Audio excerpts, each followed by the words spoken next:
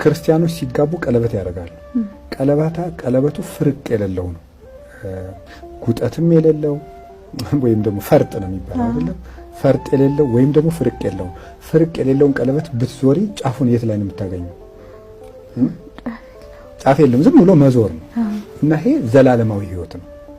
ለዘላለም በመንግስተ ሰማያት አብረን እንኖራለን የሚል ፍቺ ይዘው ነው እስከ ወዲያኛው ዓለም ያለም አልፎ በሚመጣውም አልፎ የምንጸድቅበት ትዳር ነው ለማለት ነው። ያችን ቀለበት ክብ ቀለበት የሚያደርጓትና መፍታት ሌላ ሰው መጨመር የማይቻልበት ምክንያት ዘላለማዊ ሕይወት ነው። ፍርቅም የለችው እና ፍርቅ ስለሌለው መፋታትም አይቻልም። ለምን?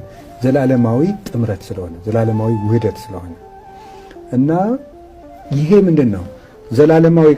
ዘላለማዊ ሕይወት ውክልና የምትሆን ቀለበት የሚያደርጉት ለምንድን ነው?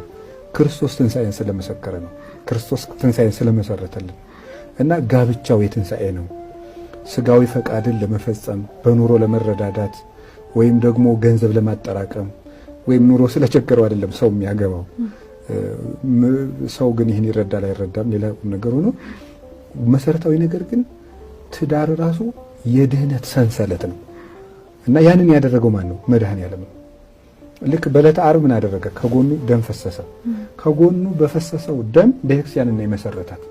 የአዳም ሚስት ከየት ነው የተገኘችው?